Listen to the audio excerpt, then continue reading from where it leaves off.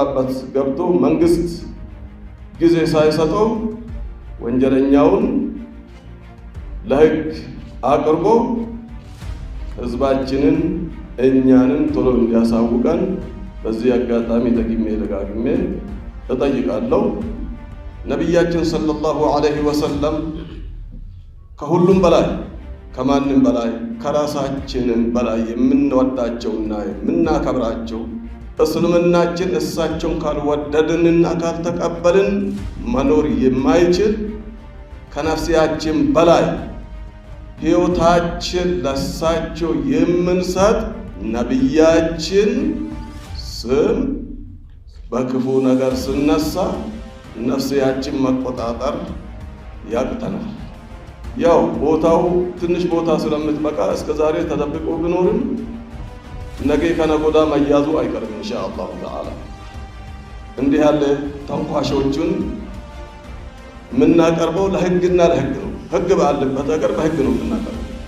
እንዲህ ያለ ተንኩሳ የሚፈጥሩ ሃይማኖትን ወክለው አይደለም፣ ተቋማቱን ወክለው አይደለም።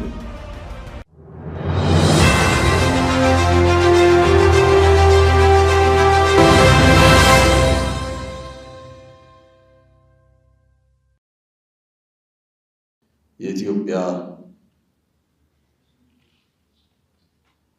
ሙስሊሞች ወገኖች፣ ጾመኞች እንዲሁም መላው የኢትዮጵያ ዜጎች ባላችሁበት አሰላሙ አለይኩም ወራህመቱላሂ ወበረካቱሁ።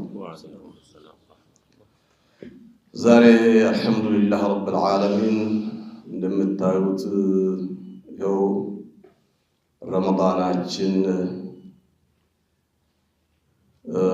በሶስት የተከፈለው አወልሁ ረሕማ ወወሰጡሁ መግፊራ ወአኺሩሁ ዒትቁን ሚነን ናር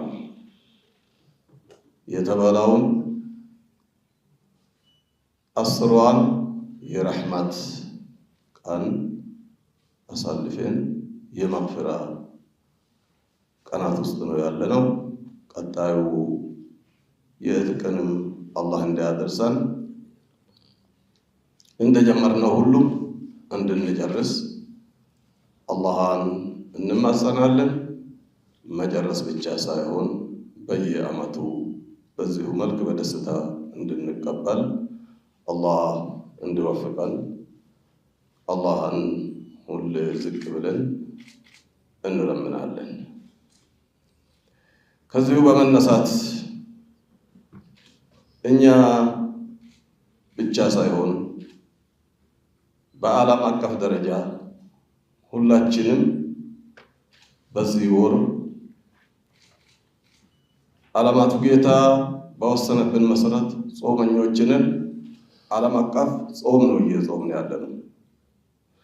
እኛ ብቻ አይደለም፣ ወንድሞቻችንም ክርስቲያኖችንም እንዲሁ በዓለም አቀፍ ጾም ነው እየጾሙ ያሉት በእነሱ በኩል ማለት ነው። በዚህ ሁላችንም የምናደርገው ነገር ቢኖር ወደ አላህ ከመጠጋቱ ውጪ፣ ተውባ ከመመለስ ውጪ፣ አላህን ከመማጸን ውጪ፣ ይቅርታ ላለፉት ከመጠየቅ ውጪ ሌላ የምናደርገው ስራዎች አይፈለግብንም ነበር። ሆኖም ግን አንዳንድ ሸይጣኖችና የሰው ሸይጣን ተንኮሳ የሚፈልጉ በዚህ ኸይር ወራት ውስጥ አንድነት፣ አብሮነት ኑሮ እንዲበላሹ የማይሰሩ የማይተጉ ነገር እንደሌለ ሁሉም የምናየው ነው። ሸይጣኖች ታስረዋል እንላለን፣ ትናንሾቹ እንዳሉ እንረዳለን። መረዳቱ ሸያጤን ነው የታሰሩት። ነፍስያ ደግሞ የማትታሰራለች። የሰው ልጅ ደግሞ ከሸይጣን የባሰ ሸያጤን الانس والجن ብሎ አላህ Subhanahu Wa Ta'ala የሰውን ያስቀደመ ከሸይጣን የነሱ ስራ ሰላምን መናጋት፣ የአብሮነትን መፍረስ፣ አንድነትን መፍረስ፣ ልማትን መፍረስ፣ ኑሮን መናጋት እንደሆነ ይታወቃል። እኛ ሰፊ ህዝቦች ሙስሊምም ሆን ክርስቲያን ይህንን ተረድተን የራሳችን ዓላማ ወደ ፊት ከመግፋት በዘለለ እነኚህን ጥቃቅን ነገሮች ወደ ኋላ ትተን ለህግና ህግ ትተን ስራችን በበለጠ ወደፊት መንዳቱ አስፈላጊ ነው። ተንኮሳዎች ሁሉም አሉ።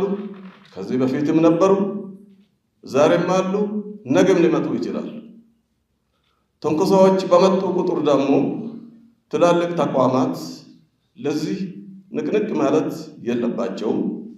የለባቸውም ማለት እንደፈለጉ ይስሩ ማለት ሳይሆን በተለይም ነቢያችን ሰለላሁ ዐለይሂ ወሰለም ከሁሉም በላይ ከማንም በላይ ከራሳችንም በላይ የምንወዳቸውና የምናከብራቸው እስልምናችን እሳቸውን ካልወደድንና ካልተቀበልን መኖር የማይችል ከነፍሲያችን በላይ ሕይወታችን ለእሳቸው የምንሰጥ ነቢያችን ስም በክፉ ነገር ስነሳ ነፍሲያችን መቆጣጠር ያቅተናል፣ ሰብር ያሳጠናል። ሆኖም ግን የምናደርገው ነገር ቢኖር እንዲህ ያለ ተንኳሾችን የምናቀርበው ለህግና ለህግ ነው። ህግ ባለበት ሀገር በህግ ነው የምናቀርበው። መጅልሳችን ከዚህ በፊትም ሲያደርግ እንደነበረ ሁሉ ዛሬም ሁለት ነገር ሰርቶ አሳልፈዋል። አንድ እንዲህ ያለ ተንኮሳ የማንቀበል መሆኑን እንደ ሙስሊም በሰፊ አውግዘዋል፣ ምንም ግለሰብ ቢሆንም። በሌላ በኩል ደግሞ ህግና ህግ መሰረት ባደረገ መልኩ ክስ መስርቶ እየሄደበት ነው። መንግስትም ቢሆን እየተናበብን በምንሄድበት ሰዓት እያየን ነው። ጫካ የገባውን ሀገርን ለማበላሸት አንድነትን ለመናጋት የሚተጋውን ተራ ዱርዬ ያው ቦታው ትንሽ ቦታ ስለምትበቃ እስከዛሬ ተደብቆ ቢኖርም ነገ ከነጎዳ መያዙ አይቀርም ኢንሻአላሁ ተዓላ። ስለዚህ እሱ ተይዞ በስርዓት ለህዝባችን ለፍርድ እስከሚቀርብ ድረስ ከኛ የምንጠበቀው በትዕግስት ዱዓ እያደረግን በትዕግስት እኛ ደግሞ የሃይማኖት ተቋማት በተለይም የሃይማኖት ተቋማት እንዲህ ያለ ተንኮሳ የሚፈጥሩ ሃይማኖትን ወክለው አይደለም፣ ተቋማቱን ወክለው አይደለም፣ ተቋማቱ ልኮ አይደለም፣ የተቋማቱን ኃላፊነት ወስዶ አይደለም። የግል ተንኮሳ ነው።